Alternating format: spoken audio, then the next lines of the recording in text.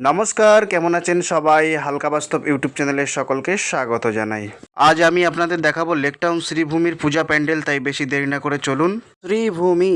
প্রিয় বন্ধুগণ, বলতে বলতে আমি কিন্তু অলরেডি চলে এলাম লেকটাউন শ্রীভূমির স্পোর্টিং ক্লাব। আপনারা দেখতেই পাচ্ছেন খুব সুন্দরভাবে এখানে লেখা আছে শ্রীভূমি স্পোর্টিং ক্লাব। আর এই ক্লাবের একটা নির্দিষ্ট সম্মান এবং মর্যাদা রয়েছে। কলকাতায় যতগুলো বড় বড় ঠাকুর প্যান্ডেল থাক না কেন, তবু এই প্যান্ডেল কিন্তু সম্পূর্ণ অন্যতম এবং সকল প্যান্ডেলের রূপ নেয়, এইটাও কিন্তু কম নয়।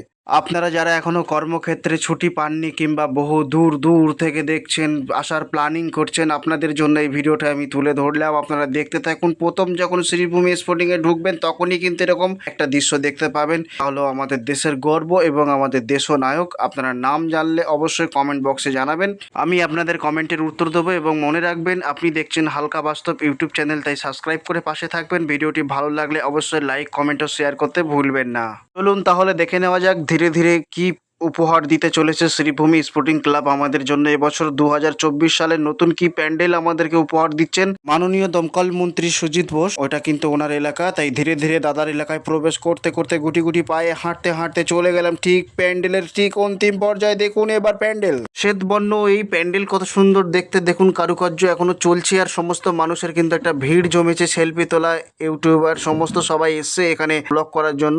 প্রিয় বন্ধুগণ, আপনি কিন্তু ভুলবেন না, দেখছেন হালকা বাস্তব ইউটিউব চ্যানেল। আর আপনাকে অবশ্যই মনে করিয়ে দিই, এই মন্দিরটা, এই টেম্পলটা কোন মডেলে, কোন মন্দিরের আদতে এটা বানানো হয়েছে এবং আমাদেরকে উপহার দিয়েছেন 2024 সালে, এটা দেখার বিষয় আছে। প্রিয় বন্ধুগণ, সুন্দর এই মন্দিরের নিদর্শন করতে করতে আমি জানতে পারলাম যে এটা অন্ধ্রপ্রদেশের তিরুপতি বালাজি মন্দির। আর এই মন্দির আমাদের কলকাতা থেকে কমসে কম আপনি যদি 4 চাকা করে যাবেন 1556 কিলোমিটার, আর যদি আপনি বাইকে করে যাবেন তাহলে মিনিমাম 1652 কিলোমিটার আপনার কিন্তু যেতে হবে এই মন্দিরে পৌঁছাতে গেলে। আপনার জায়গা বিশেষ, ক্ষেত্র বিশেষ কিলোমিটার বাড়া কমা হতে পারে। প্রিয় বন্ধুগণ, এটা অনেক দূর থেকে ভিডিও করা হচ্ছে কারণ এখনো কারুকার্য কমপ্লিট হয়নি, তাই বাঁশের ব্যারিকেড টপকে তো আমরা যেতে পারি না। সবকিছুর একটা ডিসিপ্লিন আছে, তাই আমরা প্রত্যেকেই যারা ভিডিও করতে এসছে, ব্লগিং কিংবা সেলফি তুলতে, পুজোর এই প্যান্ডেলের সর্বপ্রথম আনন্দ নিতে, তারা কিন্তু সবাই অনেকটা দূর থেকে দর্শন করছে। এবং দেখুন তিরুপতি বালাজি মন্দিরের যে তিলকটা আপনি একবার দেখুন, কত সুন্দর নিদর্শন। আমি চেষ্টা করব মায়ের মুখটা একটু দেখানোর, কিন্তু জানি না ঠিক কতখানি আমি আপনাদের দেখাতে পারছি।